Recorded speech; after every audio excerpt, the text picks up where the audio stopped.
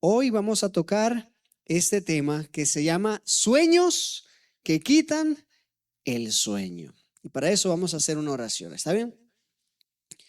Padre nuestro que estás en el cielo, te agradecemos mucho la oportunidad que nos das de poder estar aquí en tu iglesia para aprender un poco más de tu santa palabra. Por favor, Señor, prepara nuestro entendimiento y nuestro corazón para leer lo que vamos o para entender lo que vamos a leer. En el nombre santo de Cristo Jesús. Amén. Hoy vamos a hablar un poco de Daniel capítulo 2. Ustedes pueden abrir su Biblia en el libro de Daniel. Yo voy a agarrar esta Biblia acá. Posiblemente es de alguno de los ancianos que la dejó acá y yo que me olvidé voy a tenerla acá. Y vamos a abrir la Biblia en el libro de Daniel. Daniel capítulo 2. Como ustedes pueden ver, el título es Sueños que quitan el sueño. Daniel capítulo 2, versículo 1 comienza diciendo de la siguiente manera. En el segundo año del reinado de Nabucodonosor, tuvo Nabucodonosor sueños, en plural. No es un sueño, sino ¿cuántos? Varios sueños. Y se turbó su espíritu y le fue quitado el sueño. E hizo llamar el rey a magos, astrólogos, encantadores, caldeos, para que le explicaran sus sueños. Vinieron pues y se presentaron delante del rey. El rey les dijo, he tenido un sueño y mi espíritu se ha turbado por saber el sueño. Entonces hablaron los caldeos al rey en lengua aramea, Rey, para siempre vive, cuenta el sueño a tus siervos y te daremos la interpretación. Respondió el rey y dijo a los caldeos, el asunto lo olvidé, pero si no me decís el sueño y su interpretación, seréis hechos pedazos y vuestras casas serán convertidas en muladar. Pero si me dicen el sueño y su interpretación, de mí recibiréis dones, favores y gran honra. Decidme pues el sueño y su interpretación. Respondieron por segunda vez y dijeron, cuente el rey el sueño a sus siervos y le daremos la interpretación. El rey respondió y dijo, yo conozco ciertamente que ustedes ponen dilaciones porque ven que el asunto se me ha ido. Si no me contáis el sueño, una sola sentencia hay para ustedes. Ciertamente preparáis una respuesta mentirosa y perversa que decir delante de mí. Entre tanto que pase el tiempo, contadme pues el sueño para que yo sepa que me podéis dar su interpretación. Los caldeos respondieron al rey, delante del rey, y dijeron, no hay hombre sobre la tierra que pueda declarar el asunto del rey. Además, ningún rey, príncipe ni señor preguntó cosa semejante a ningún mago, ni astrólogo, ni caldeo, porque el asunto que el rey demanda es difícil y no hay quien lo pueda declarar al rey, salvo los dioses cuya morada no está entre los hombres. Por esto, el rey con ira y con gran enojo mandó que mataran a todos los sabios de Babilonia. Se publicó pues el edicto de que los sabios fueran llevados a la muerte y buscaron también a Daniel y a sus compañeros para matarlos. Entonces Daniel habló sabia y prudentemente a Arioc, capitán de la guardia del rey que había salido para matar a los sabios de Babilonia.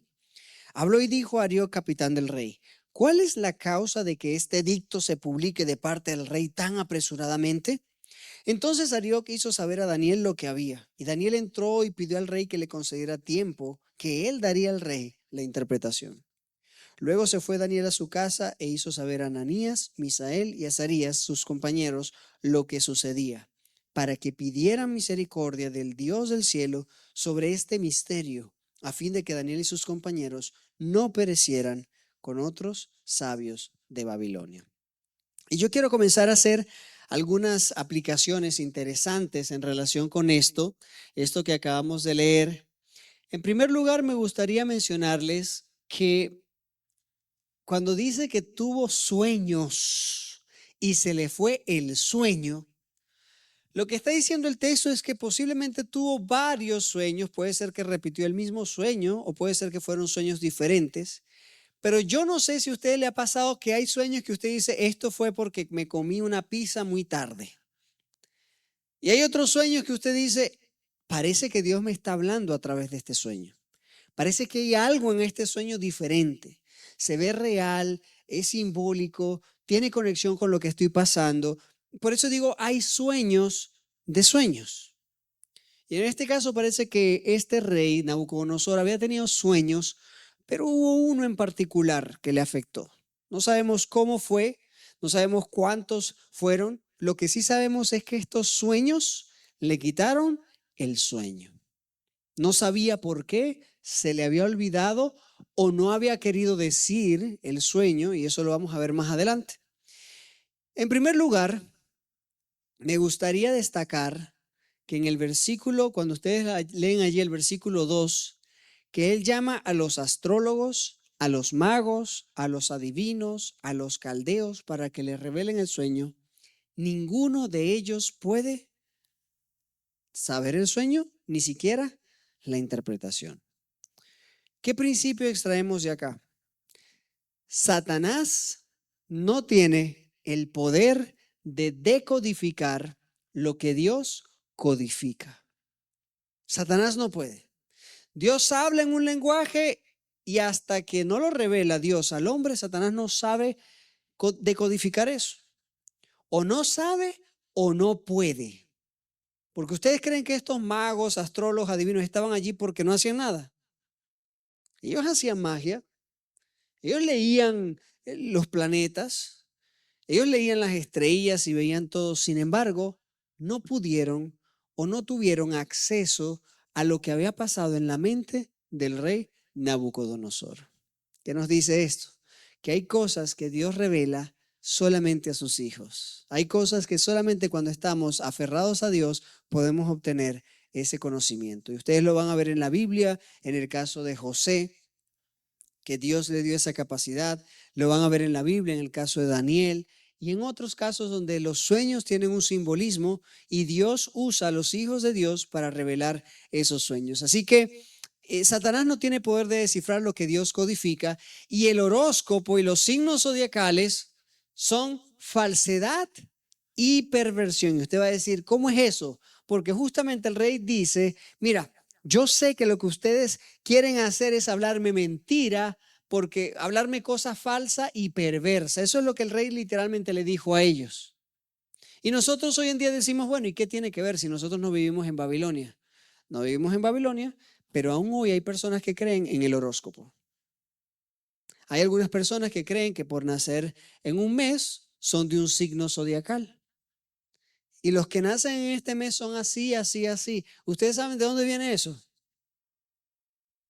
Y como viene de Satanás, todo eso es falsedad, porque es mentira y es perversión. ¿Qué significa eso? Que eso te va a alejar del camino donde Dios quiere que tú estés. Estas personas leían las estrellas, los astrólogos, los caldeos, analizaban y definían los futuros en base a lo que ellos veían en los astros. Sin embargo, claramente, el único que puede conocer el futuro es el Dios del cielo. Miren, interesantemente, a partir del versículo 4, cuando dice, y ellos les hablaron en lengua aramea, hay un detalle interesante. Daniel es el único libro de la Biblia, o no sé si el único, pero creo que es el libro de la Biblia principal que está escrito en dos idiomas, hebreo y arameo. El resto de la Biblia está del Antiguo Testamento en hebreo y el Nuevo Testamento en griego, pero Daniel tiene una sección completa de arameo y es cuando ellos comienzan a hablar. Para después del 7 o del 9 comienza nuevamente el hebreo. Así que es interesante, Daniel era bilingüe, mínimamente bilingüe. Él había aprendido la lengua de los caldeos y había aprendido o había crecido con la lengua hebrea. Es un dato interesante de esta parte porque a partir de aquí comienza la escritura, cambia del hebreo y pasa al arameo.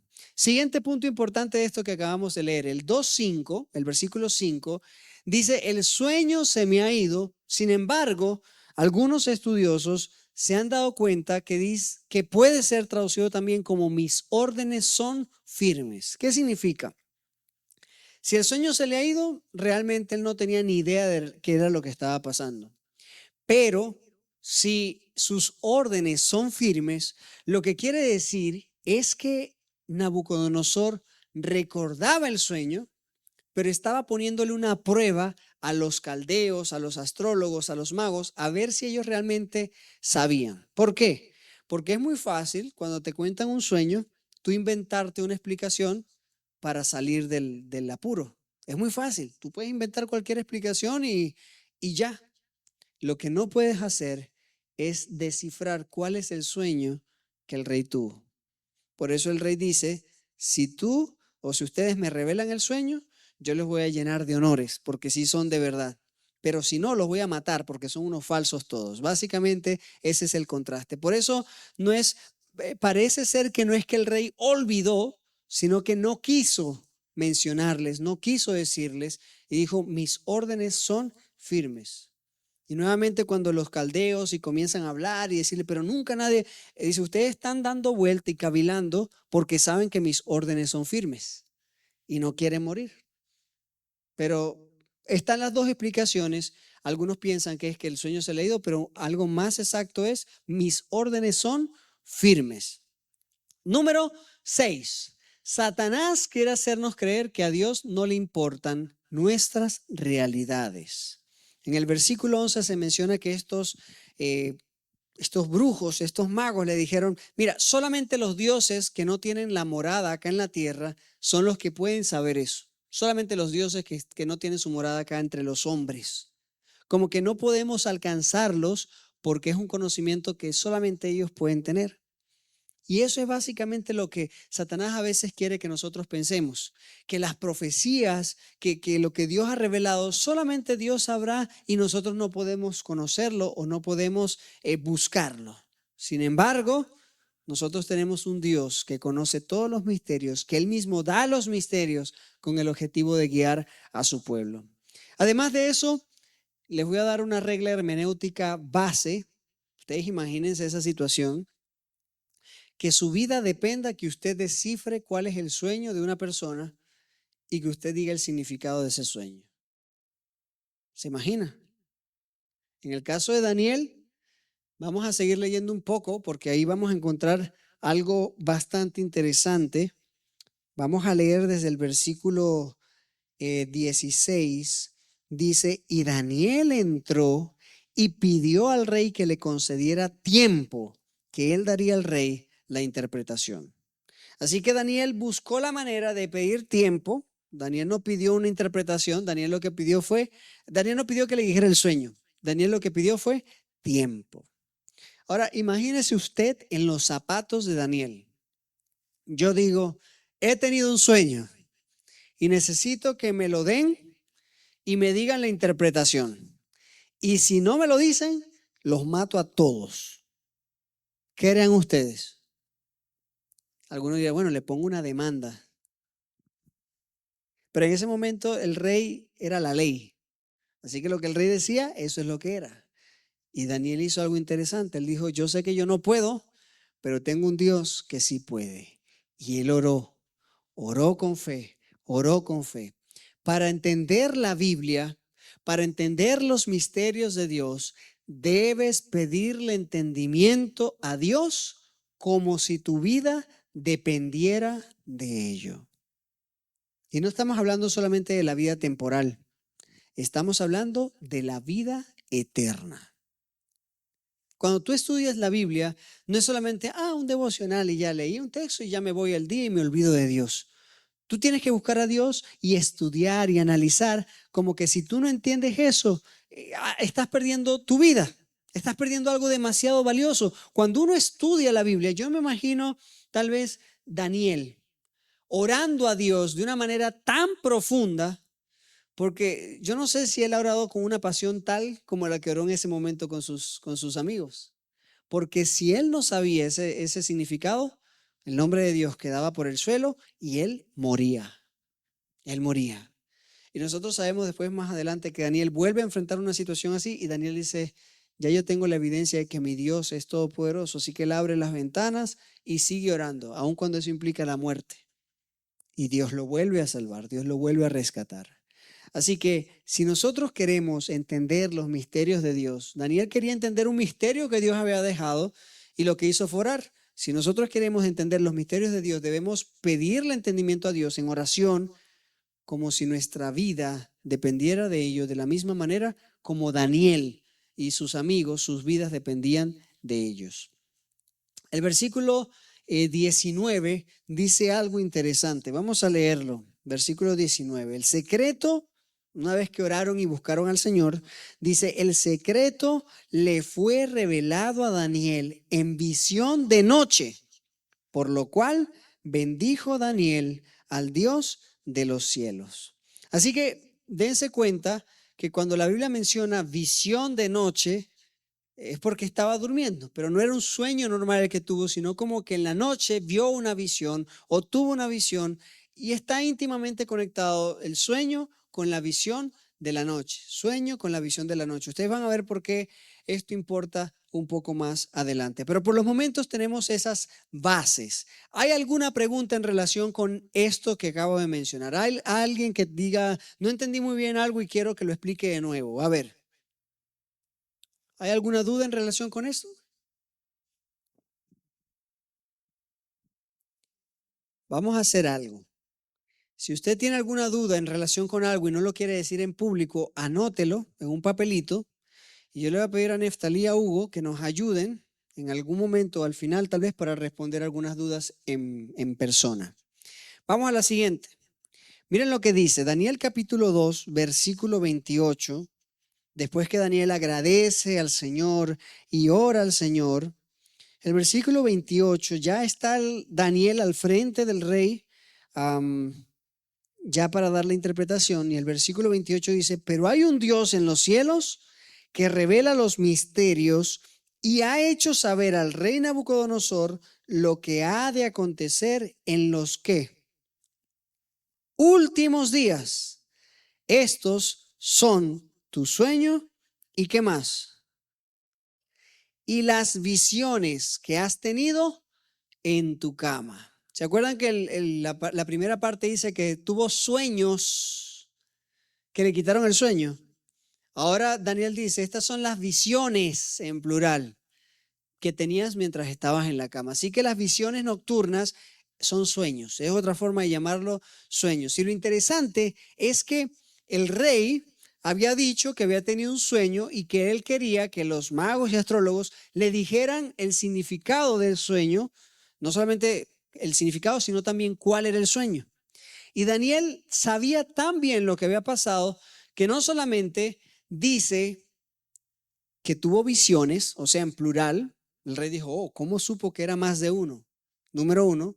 Y número dos, habló en relación a lo que el mismo rey estaba pensando. Dice, hay un Dios en el cielo. Él no se atribuyó a él mismo la gloria, sino que se la dio a Dios. Y dice el versículo 28, pero hay un Dios en los cielos que revela los misterios y él ha hecho saber al rey Nabucodonosor lo que ha de acontecer en los últimos días, lo que ha de acontecer en el tiempo del fin.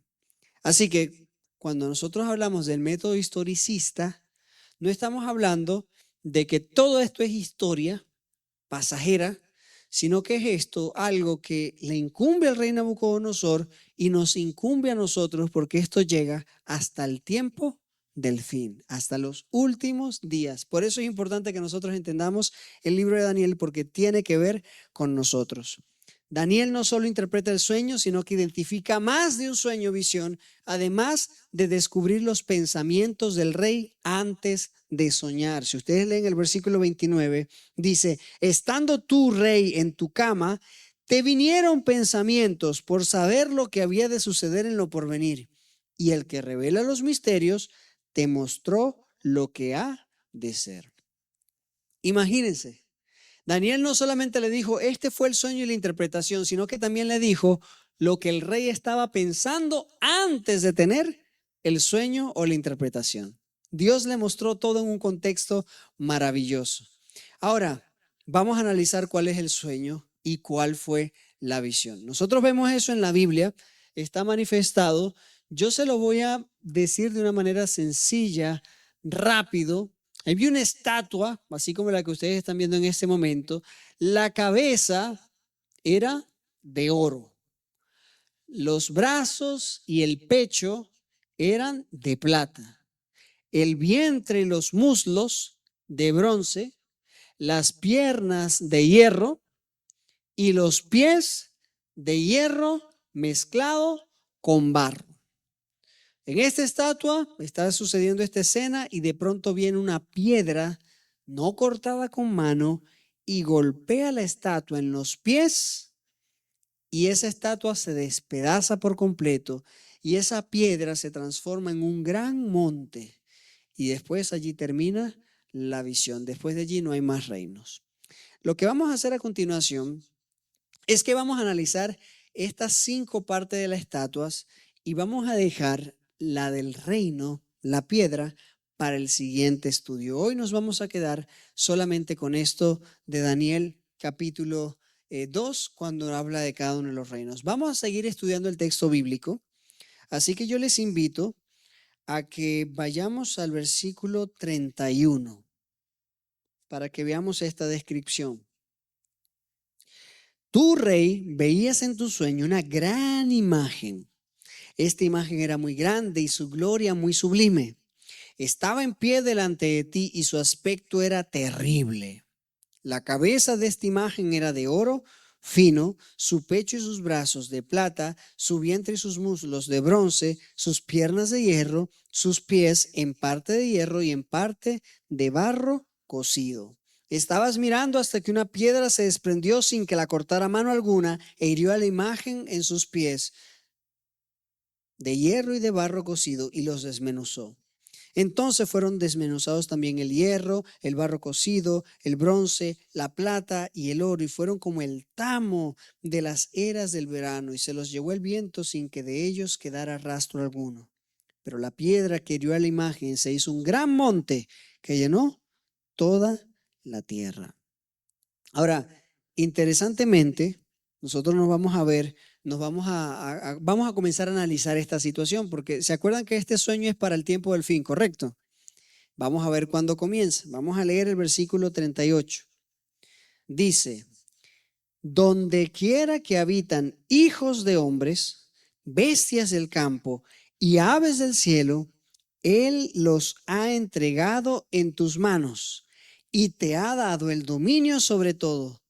Tú eres aquella cabeza de oro. Entonces, ¿quién representa la cabeza de oro? Nabucodonosor. ¿Y a quién representa Nabucodonosor? Babilonia. Babilonia.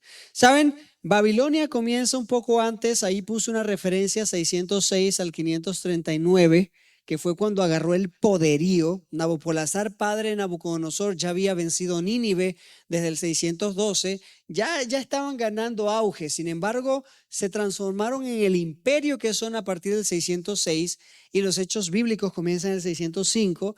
Pero Nabucodonosor representa la cabeza de oro. Ahora nosotros sabemos, por lo que acaba de mencionar Daniel, que la cabeza de oro es Nabucodonosor y que el sueño nos lleva hasta el tiempo del fin. Lo que significa que la estatua es una línea de tiempo, solo que una línea de tiempo de arriba para abajo en vez de derecha a izquierda. En otras palabras, Dios lo que le está dando al rey y lo que nos está dando a nosotros hoy es una línea de tiempo profética que anuncia lo que va a suceder antes de que suceda. Y ustedes van a decir, ¿cómo es posible? No solamente Dios le dice que Él es la cabeza de oro, sino que después sigue diciendo en el versículo 39, después de ti se levantará otro reino inferior al tuyo y luego un tercer reino de bronce, el cual dominará toda la tierra, y el cuarto reino será fuerte como el hierro, y como el hierro desmenuza y rompe todas las cosas, así Él lo desmenuzará y lo quebrantará todo. Lo que viste de los pies y los dedos, en parte de barro cocido de alfarero y en parte de hierro, ¿será qué? Un reino dividido.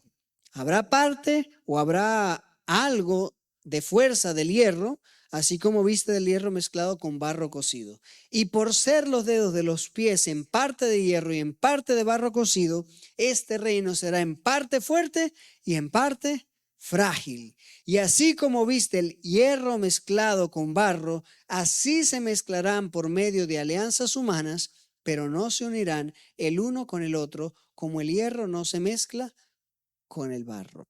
Y hasta ahí lo podemos dejar por el momento, porque no vamos a analizar hoy el tema de la piedra, sino que vamos a analizar esto de los reinos.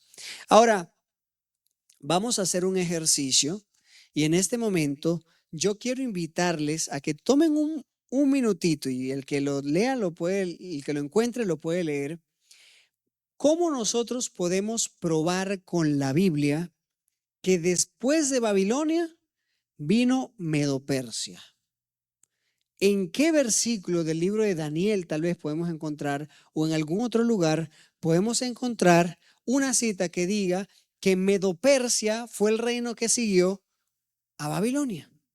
Así que en este momento los voy a poner a ustedes a trabajar. Los voy a poner a ustedes a buscar. Hay algunos textos interesantes en la Biblia, pero voy a permitir que ustedes busquen el texto que a ustedes mejor les parezca y me van a decir por qué ustedes creen que este texto nos confirma que Medo-Persia vino después de Babilonia. Así que es momento para buscarlo. Y quien lo tenga, levanta la mano y lo lee. ¿Dónde dice la Biblia o cómo sabemos nosotros bíblicamente que Medo-Persia fue el reino que siguió a Babilonia? Ustedes ven que Daniel le dice, tú, oh rey, eres la cabeza de oro, pero después le dice, vendrá un reino inferior, pero no le dice cuál es el reino. ¿Cómo nosotros podemos saber que ese reino es Babilonia? A ver, ¿quién quiere participar? Claro que es Medo-Persia, pero ¿cómo lo probamos con la Biblia? Esa es la pregunta. Recuerden que nosotros no simplemente nos dejamos llevar por lo que se dice acá, sino que tenemos que buscar la manera de probarlo con la Biblia. ¿Dónde usted encontraría en la Biblia? Le puedo dar una pista, está en el libro de Daniel, tal vez un poco más adelante en la historia, pero busquen allí en algún lugar de Daniel donde usted puede encontrar que, a ver, adelante, vente, Hugo, vente para acá, para que lo leas en el micrófono.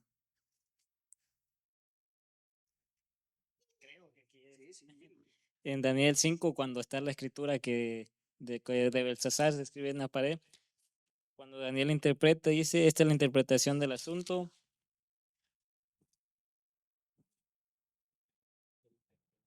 Bueno, aquí está así. Como Dios tu reino y le ha puesto fin, que el pasado ha sido en balance y ha dado falto. Bueno, me voy a saltar hasta el otro. La misma, entonces, no, aquí está. Con todo Dios tu reino y le ha puesto fin, que el pasado ha sido en balance y ha dado falto. Pérez, tu reino ha sido roto y dado a los medios y a los persas. Excelente. Esta es la visión, eso es Daniel capítulo 5. Encontramos que Belsasar es que es el que está en ese momento, es un corregente. ¿Saben lo que es un corregente? Que era rey por debajo de otro rey. Ustedes van a ver que cuando Belsasar le ofrece hasta ser tercero en el reino, le dice a Daniel, el que me revele lo que significa esta escritura en la pared, va a ser tercero en el reino. ¿Por qué no le dice segundo en el reino? Porque él era el segundo, él era un corregente, era un rey que estaba por debajo de otro rey. En este caso, él era el segundo y después estaría el que revelara el sueño. En este caso particular dice, tu reino ha sido dado a los medos y a los persas, y Belsasar era de los babilonios. Y ustedes saben que esa misma noche, ¿quién entró? Darío el Medo, y conquistó Babilonia. Entró a través del río Éufrates y conquistó Babilonia. Ahora, Darío era medo, pero ustedes saben quién era persa.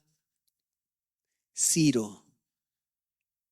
Ustedes dicen, ¿y de dónde salió Ciro? Ciro el persa, Ciro el grande, es un gran conocido del imperio medo-persa y él fue el que conquistó gran parte del imperio. Ahora yo les voy a decir algo interesante de este caballero que es Ciro. Vamos a ir a la Biblia. Los quiero invitar a que vayamos al libro de Jeremías.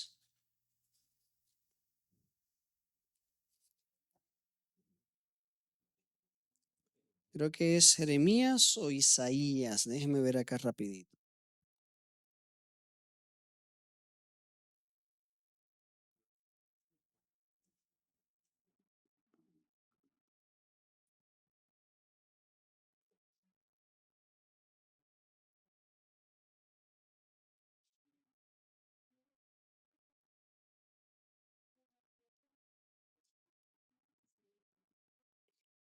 Gracias, es Isaías.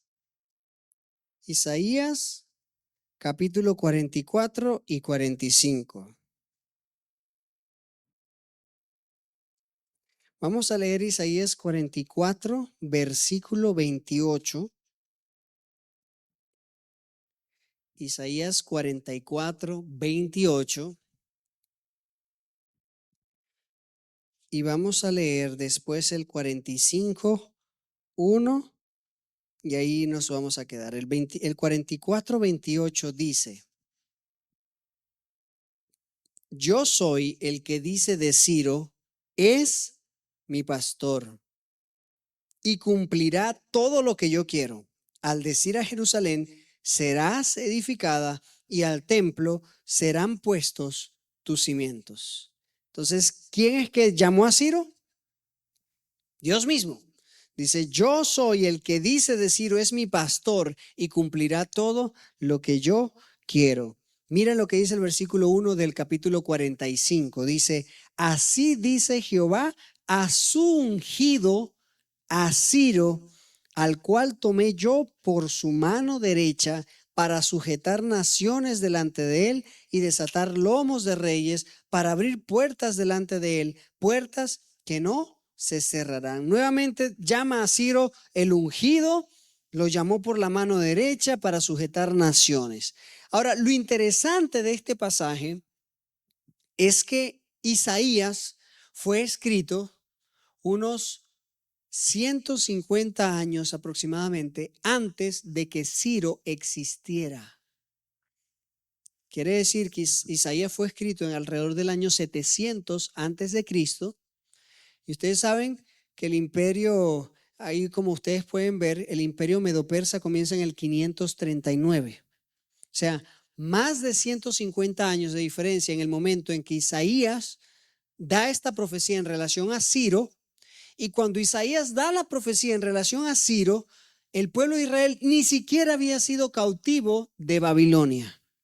Ni siquiera habían sido llevados como cautivos a Babilonia. Eso pasó 100 años después, en el año 606, como ustedes pueden ver al 605. ¿Qué significa esto?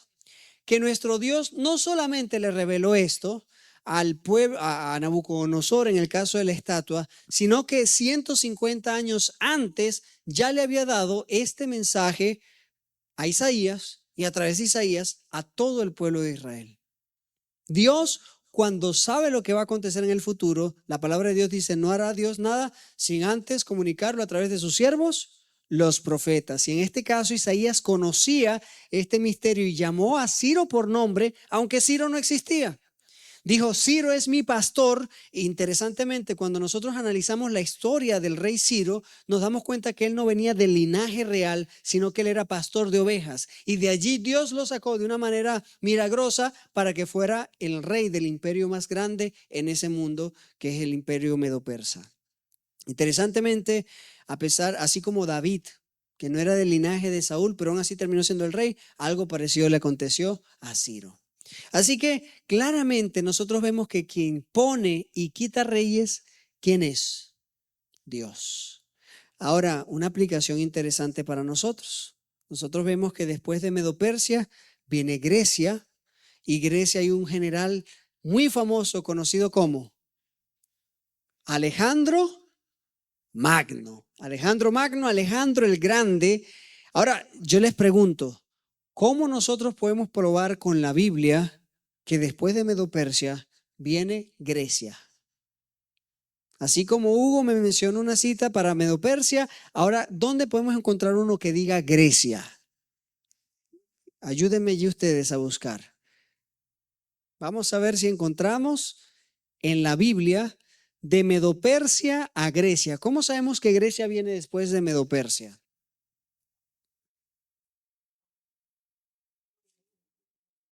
Usted puede escoger la forma como lo quiera probar, pero tiene que probarlo con la Biblia. Adelante, léalo.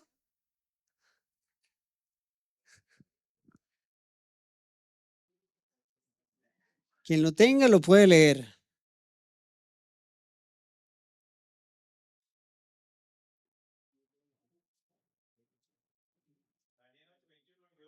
Ok, léalo a ver qué tal. de Grecia y el cuerno grande que tenía entre sus ojos es el rey primero. El macho cabrío es el rey de Grecia y el cuerno grande que tenía entre sus ojos es el rey primero. Excelente. Usted está hablando palabra profética. Dice que el macho cabrío era el rey de Grecia. Ahora, interesantemente, eso, Daniel capítulo 8 habla de una visión de un carnero y un macho cabrío. El carnero tenía dos cuernos y el macho cabrío iba con un solo cuerno. Estos dos cuernos representan medos y persas. Y este macho cabrío que lleva un solo cuerno, ese cuerno representa el rey primero, y el rey primero que conquistó todo eso fue Alejandro Magno. Muy bien. ¿Hay algún otro texto que ustedes podrían usar? Bueno, ahí tienen uno. Ahí está la base de ese. ¿Tú tienes otro? A ver, coméntalo. Coméntalo a ver si puedes probar con la Biblia. Bueno, no sé si se puede, pero lo voy a leer igual. Dice en Daniel 10:20, dice, es cuando el ángel se acerca a Daniel después del sueño, después de la oración, perdón. Dice, él me dijo, ¿sabes por qué he venido a ti?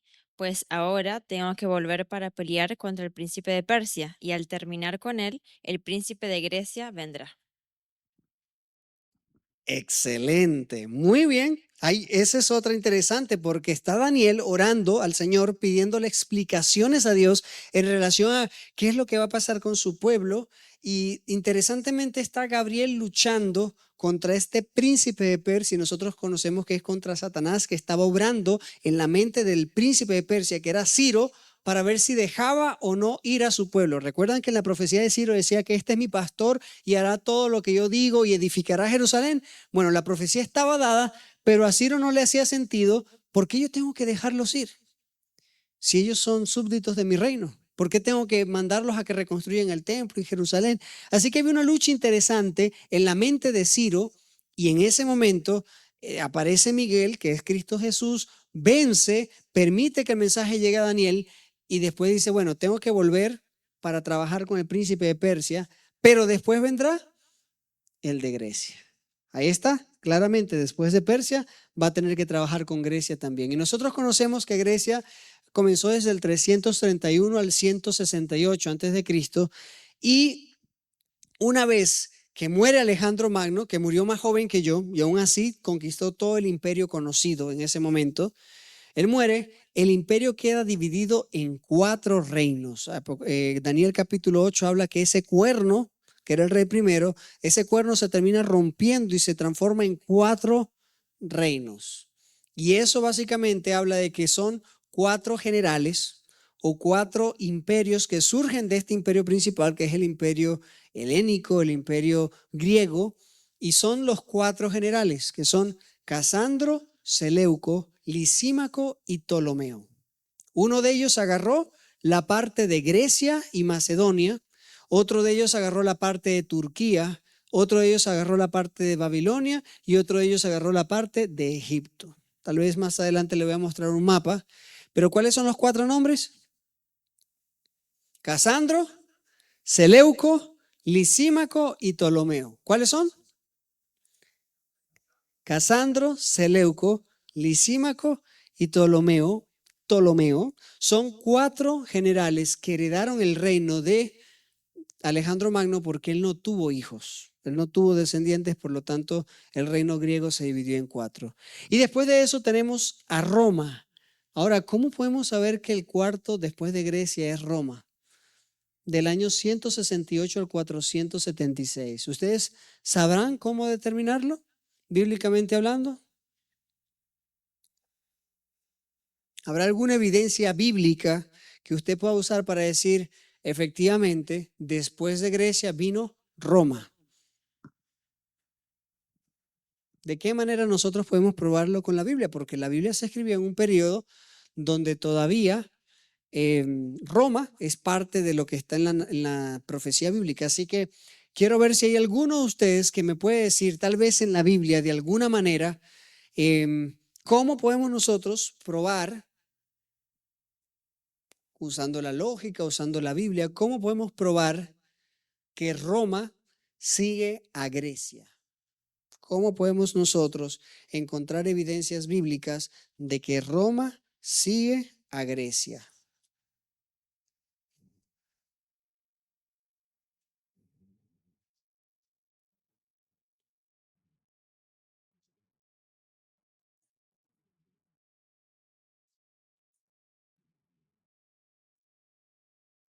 ¿Hay alguien que puede encontrar en alguna parte de la Biblia alguna evidencia de que Roma sigue a Grecia?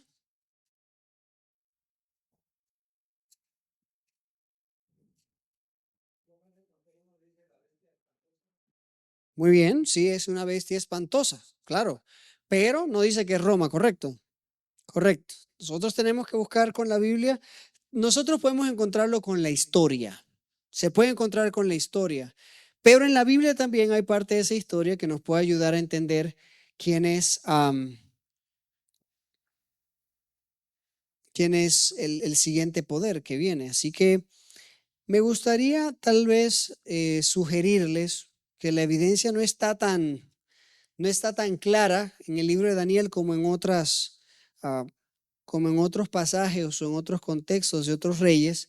Sin embargo, me gustaría que vayamos al Nuevo Testamento y ustedes se van a encontrar en Lucas capítulo 2,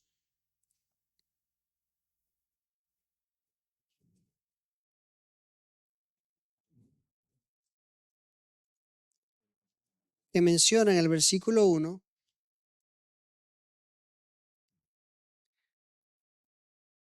Aconteció en aquellos días que se promulgó un edicto de parte de Augusto César, que todo el mundo fuera empadronado. Este primer censo se hizo siendo Cirenio gobernador de Siria, e iban todos para ser empadronados, cada uno a su ciudad. Y miren algo, hay dos detalles interesantes. El primero es que es César. Cuando se habla de César, es porque ya estamos hablando de un imperio romano que forma parte de todo lo que el mundo conocido. Básicamente el César era la autoridad suprema en ese momento.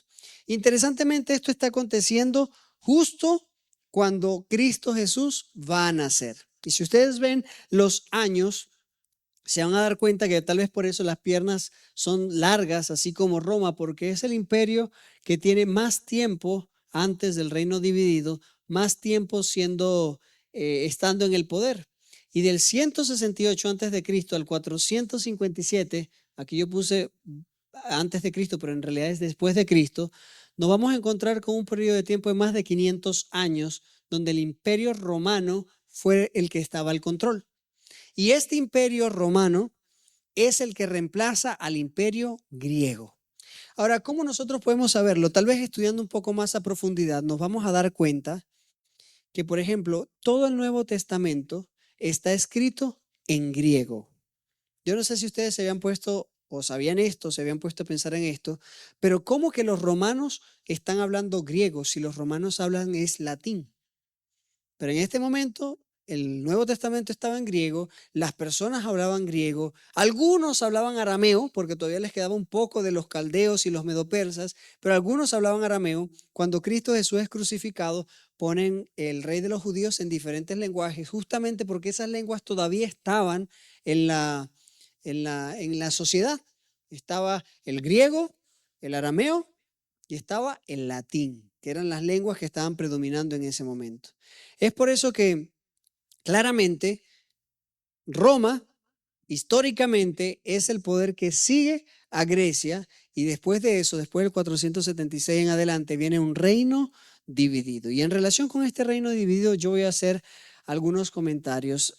Y originalmente o históricamente nosotros como iglesia hemos creído que como la imagen tiene un pie con 10 dedos en el pie, este reino dividido representa las 10 tribus bárbaras que conquistaron al imperio romano y que se dividieron Europa. Por lo tanto, nosotros entendemos que esto podría ser Europa dividida, lo que hoy en día es Alemania, Francia, Inglaterra, España, Suiza, Suecia, Portugal, todo eso. Después más adelante vamos a hablar un poco en relación con esto.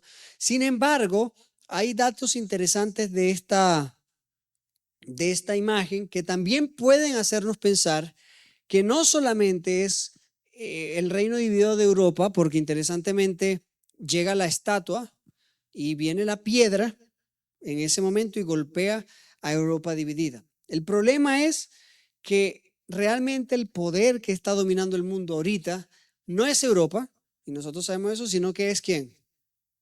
Estados Unidos. Pero Estados Unidos no aparece en esta imagen. Por lo tanto, nosotros tenemos que quedarnos con lo que dice la palabra de Dios, que es reino dividido. Ahora, ¿cómo se divide el reino? Puede dividirse como Europa, en esos 10 dedos, o puede dividirse también en dos áreas. ¿Y a qué me refiero con dos áreas? Como dice la Biblia, dice que era hierro mezclado con barro. Ahora, ustedes saben que el hierro viene ¿de dónde? ¿De qué reino? De Roma. ¿Qué significa esto? Que va a tener parte de Roma. Ahora no sabemos si es la parte civil, evidentemente no es la parte civil, pero es posible que este reino tenga algo de Roma, no tanto como poder civil, no tanto como imperio, sino más bien desde la parte religiosa. Y el barro cocido, que no se puede mezclar con el hierro, eso sí representa los reinos de este mundo, lo humano, lo terrenal, que se mezcla con lo religioso. Y se intentan mezclar a través de alianzas humanas, pero no lo van a lograr. Ahora, ambas ideas tienen sus problemas. Una es, por ejemplo, si nosotros pensamos que es Europa, nos vamos a dar cuenta que la Biblia dice que intentarán mezclarse con alianzas humanas, pero no lo lograrán. Ellos están mezclados, al mismo tiempo no están mezclados. Hay unos que son más fuertes que otros, pero literalmente el hecho de que la fuerza del hierro sea el argumento para decir que hay algunos países más fuertes, no significa bíblicamente que quiera decir que solamente son más fuertes. Digámoslo así, siguiendo la simbología bíblica, el hierro no solamente representa fuerza, sino que también representa Roma. Por lo tanto, bíblicamente hablando, nosotros podemos también pensar que es una mezcla de Roma con los reinos del mundo. Es una mezcla de algo que está en Roma con los reinos del mundo, y eso nos huele más a Vaticano, que es la parte religiosa, con la parte civil, la unión del Estado y la religión. Esa es otra posible explicación en relación con esto del Estado. Así que en la iglesia adventista no tenemos una posición definida 100% en relación a qué representa este reino dividido. Hay algunos eruditos que dicen estos son los 10 reinos europeos, y hay otros que van más por la parte de decir esto es una mezcla de Estado y religión que están intentando mezclarse, pero al final no se van a poder mezclar. Otros dicen que sí se va a poder mezclar.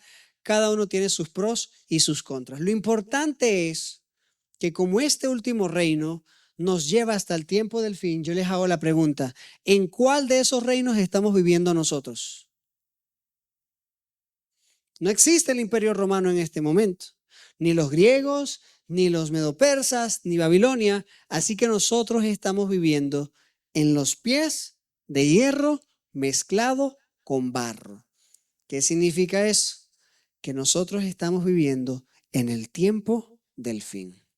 Por eso esta profecía también tiene que ver con nosotros, porque nosotros estamos viviendo en el pie de la estatua, y la próxima vez que nos volvamos a encontrar, vamos a hablar un poco en relación con cómo este reino que viene de una piedra derrumba todo esto y establece su reino. Y vamos a ver si este reino tiene que ver con la venida de Jesús, tiene que ver con el juicio investigador o otras ideas que también existen en la iglesia adventista.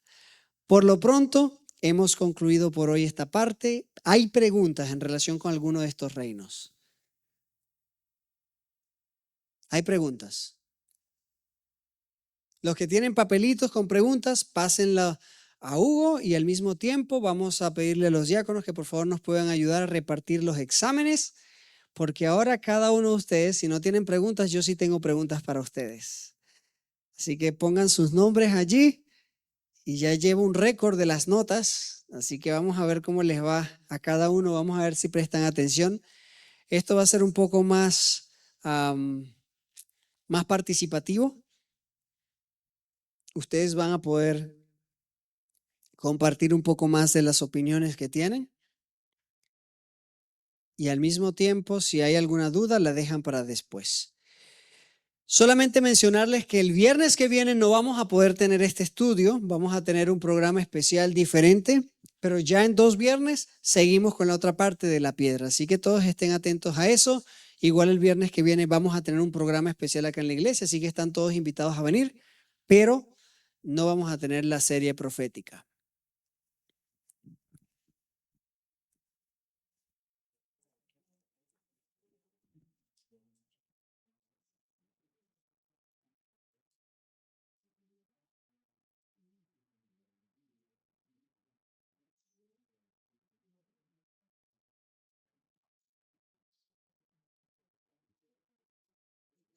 Si alguno no entiende una pregunta, me puede preguntar, pero no le voy a decir la respuesta, solamente le voy a aclarar la pregunta. ¿Ok? Hermenéutica es técnica de interpretación bíblica. Cuando yo le hice la pregunta allí, déjenme, les voy a explicar las preguntas más bien a todos para que todos puedan tenerlo. Las preguntas son: ¿cuál fue la regla de interpretación bíblica, o sea, hermenéutica número 1, que mencionó el orador al inicio? Yo les mencioné una regla hermenéutica. Yo les dije, esto es lo que nosotros tenemos que hacer si queremos entender los misterios de Dios. Hay algo en relación con eso que yo mencioné. La segunda pregunta es, ¿con qué textos demostramos que Medo-Persia son los brazos y pecho? Y esto, ustedes ya vieron que Hugo lo leyó, pero ustedes pueden encontrar algún otro texto, ustedes pueden decir si usan ese o no, pero tienen que buscarlo. El 3 es, ¿cuál teoría crees que es más correcta para la interpretación de los pies de hierro y barro? Y ahí ustedes vieron que yo les presenté 2 ideas, ustedes tienen que decir, yo creo que es más correcta esta por esto. Tienen que explicar por qué ustedes creen que esa teoría es más correcta. ¿Puede el horóscopo predecir el futuro? ¿Sí o no? Y el quinto, escribe tus dudas. Y miren que esta quinta vale punto. ¿Qué significa esto? Que si usted no escribe ninguna duda, posiblemente se va a quedar sin esos puntos. Esas 5 tiene puntos. Así que piensa en una duda. No es una pregunta random que usted haga. Piensa en algo que no le quedó claro y escríbalo allí. Posiblemente yo no lo expliqué bien o algo que a usted le gustaría que yo expandiera un poco más. Esa pregunta número 5 vale punto.